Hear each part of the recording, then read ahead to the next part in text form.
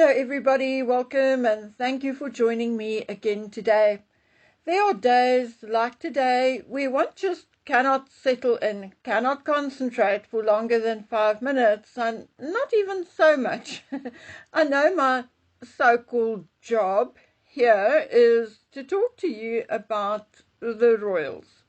But it is really hard when I know that there is hardship and bloody wars everywhere. I sometimes feel so insignificant, so helpless, because there is little to nothing I can do to save all the children and animals. Fight if you want to fight, but leave the children, the elderly, and the animals alone. Now, Keir Starmer allegedly now wants to call up men of 65. And in my opinion, that means he's already out of it. Totally screwed in his mind. I mean, seriously. Now, I made a short taking the mickey out of it, but in reality, it is not funny at all. It is deranged. Look, guys, this is only my opinion, and of course there are 65-year-olds who look like they could be 45. They are healthy and they are fit, but in general, 65 is 65. Now look, guys, this is only, as I said, my opinion.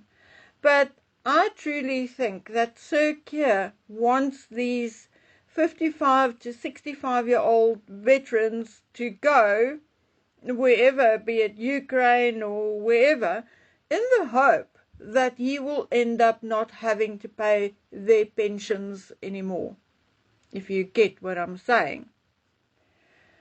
Now, goodness, like I said, I'm very nervous about this because I may even be very, very wrong, and some of you can really come and say that it's none of my business, and I will fully accept it. But remember, I'm an outsider looking in, and I can't say I'm completely neutral, but that is what I think I'm seeing from an outsider's point of view, who maybe somebody who does not have that really strong emotional attachment to the people and the country. I don't know.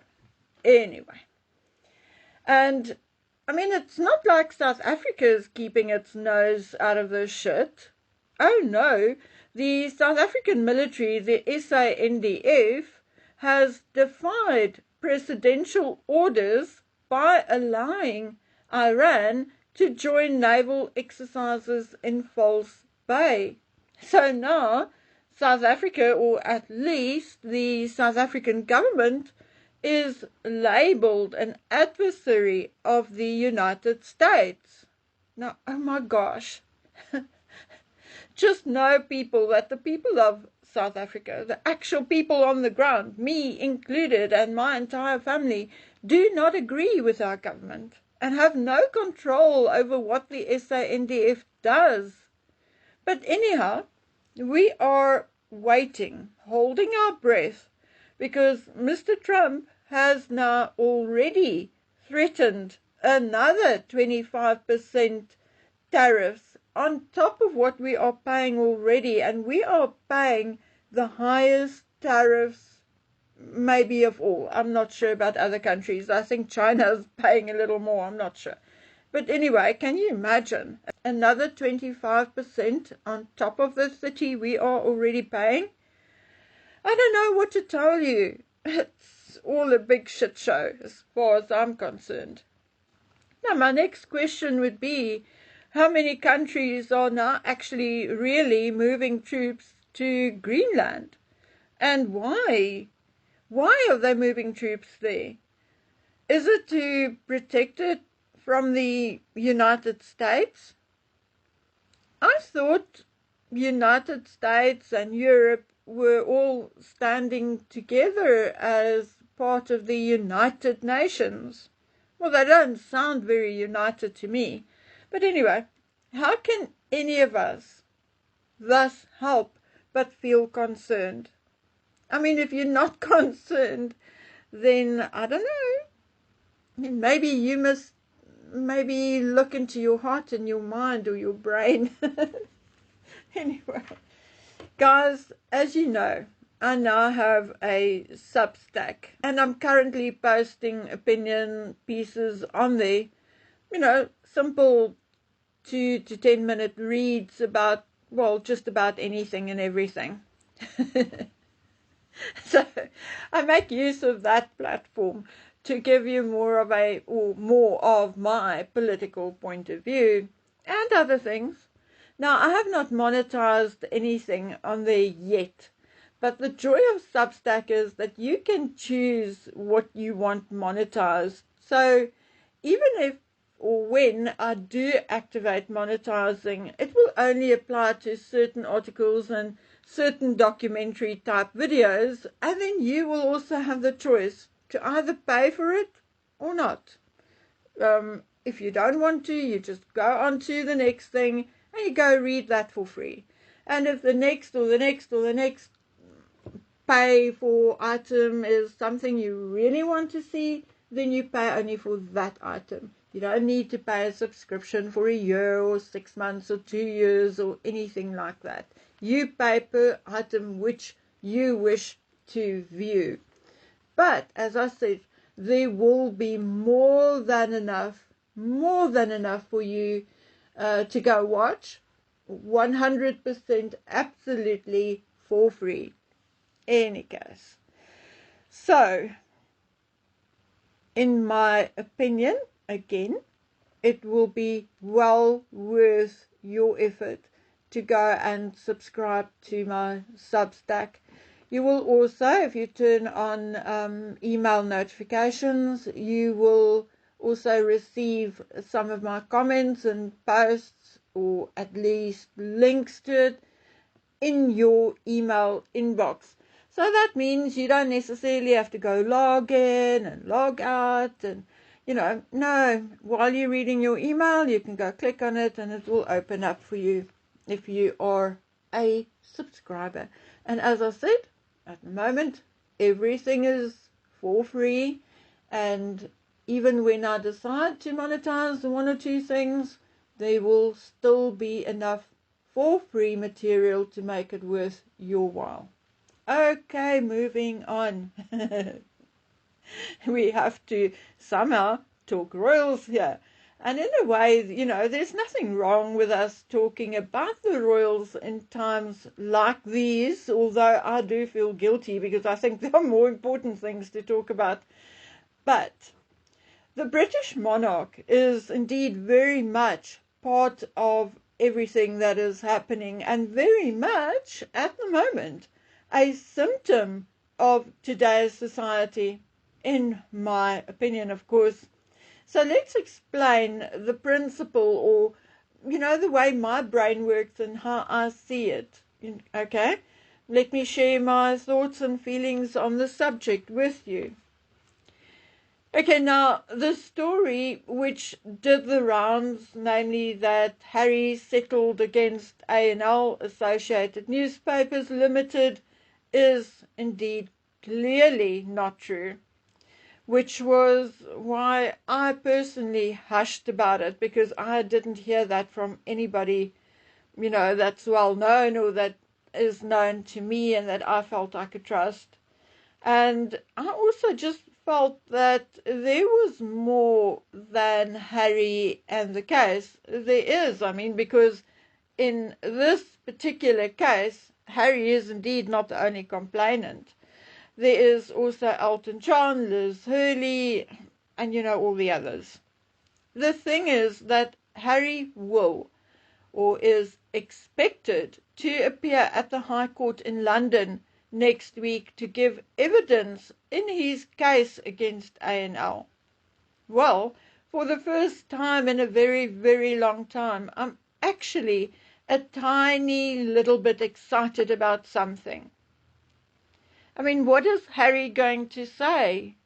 My Mama Diana was chased and harassed to her death by a journalist and paparazzi. I mean, that won't even be true. So, we can likely expect that Harry will follow in his wife's footsteps and even go so far as to lie under oath. Something like, I did nothing and I said nothing wrong. I know nothing. Boo-hoo. I mean, that is Harry for you. Like a child, he will proclaim his innocence and actually his ignorance. But it is all a farce.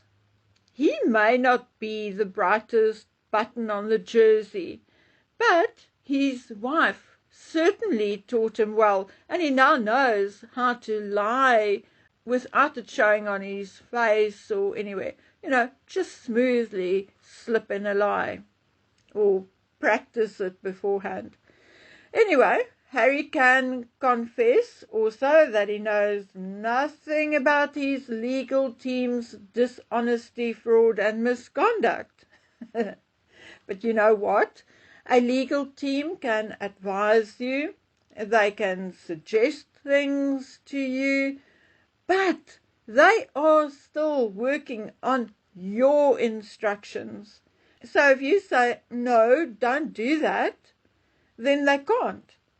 Under the circumstances, I think Harry and his buddies' lawyers actually started very weakly on the case coming next week.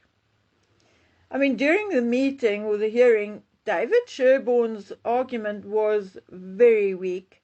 He said that A&L's allegations of fraud and dishonesty are or were an attack on the witnesses' credibility and an attempt to withhold the true position from the court.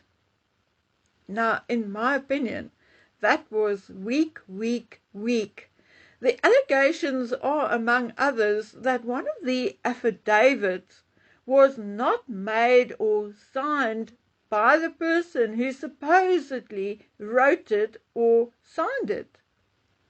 Allegedly, it is a complete piece of fiction, a fraud. Then, still allegedly, there were huge cash payments to witnesses as well. Now, great, but where did that money come from? Did it come from Archwell? Did it come from Pa? Did it come from Elton John? I mean, who paid that money? I certainly don't know. So now what? The law says submitting a fraudulent or false document to British courts is a serious criminal offence. The specific outcomes depend on the nature and obviously exact circumstances. Knowingly falsifying or using a false document can be prosecuted under the Fraud Act of 2006, which carries a maximum sentence of 10 years. Okay, but a court can also see or deem a false document as perjury when it is submitted under oath. Perjury is, like you know, an offence with a minimum penalty of 7 years imprisonment or a fine. Making a false statement in a document is contempt of court with a 2-year prison sentence and or a fine.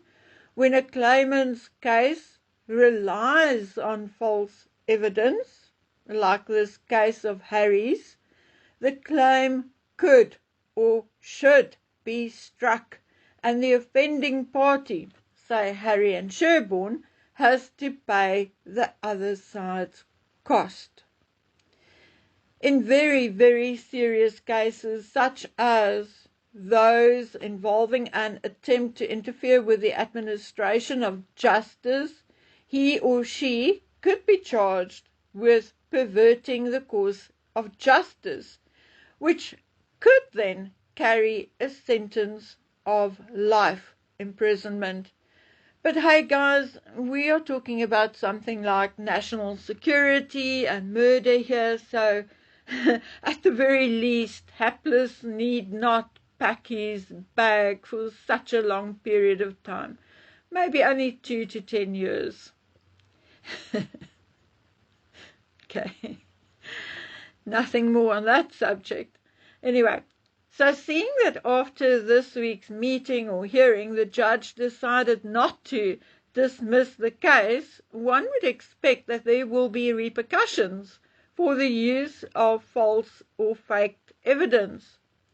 I have already heard voices piping up saying Harry knew nothing about it, that he believed in the evidence and statements given.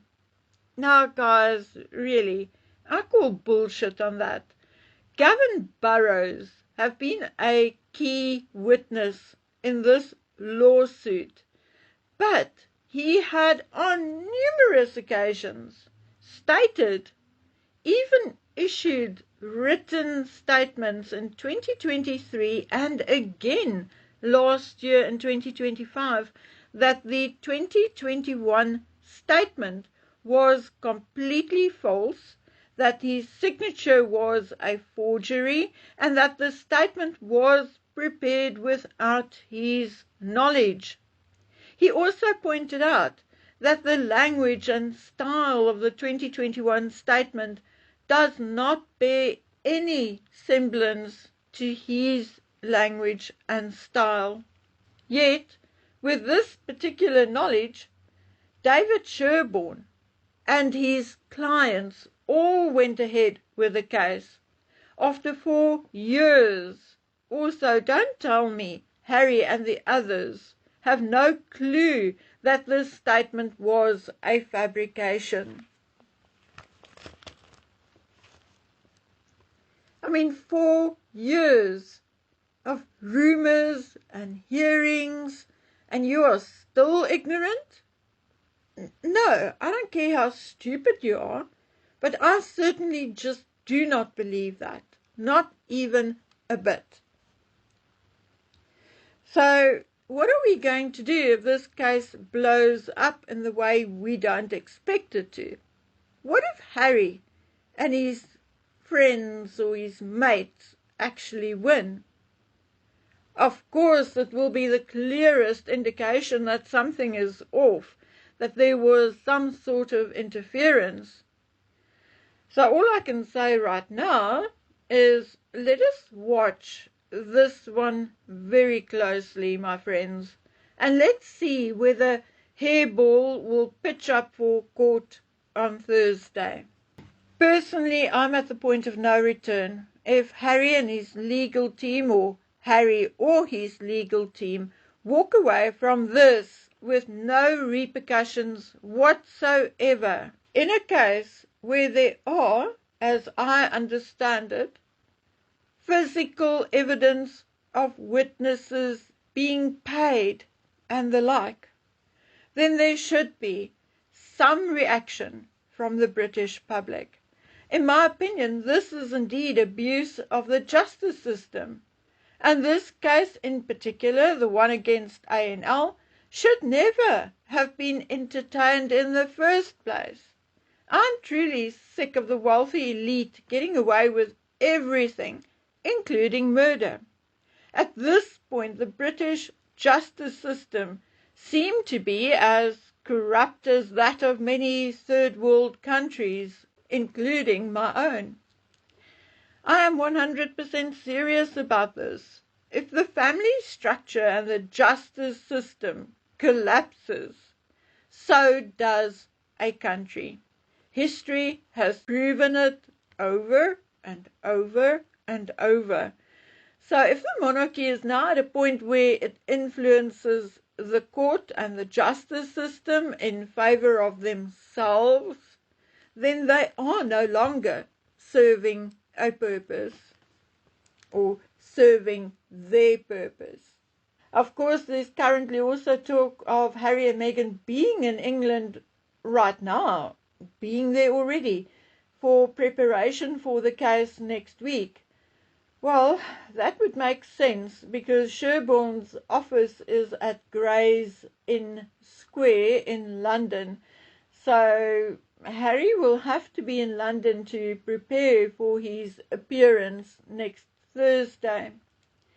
It is also estimated that Harry will be on the stand all day on Thursday. But having said that, there is also some people saying that both Harry and Meghan landed at Farnborough Airport early-ish, either this morning or yesterday morning, either the 16th or the 17th. Allegedly, because they are having a major meeting with Charles to finally reach a decision or agreement on the way forward. I honestly don't really believe this. It is said that Harry is only flying in next week, and him and his team, his team being his left foot and his right foot, announced that he won't see Charles during this visit. But, the truth and the Harkles and the truth and Charlie does not always go together. Now, there has been no reply from either of my two London contributors, so as soon as I know, I will let you know, and that is the best I can do for now. So, okay, guys, that is it. Take care. Love you. Bye.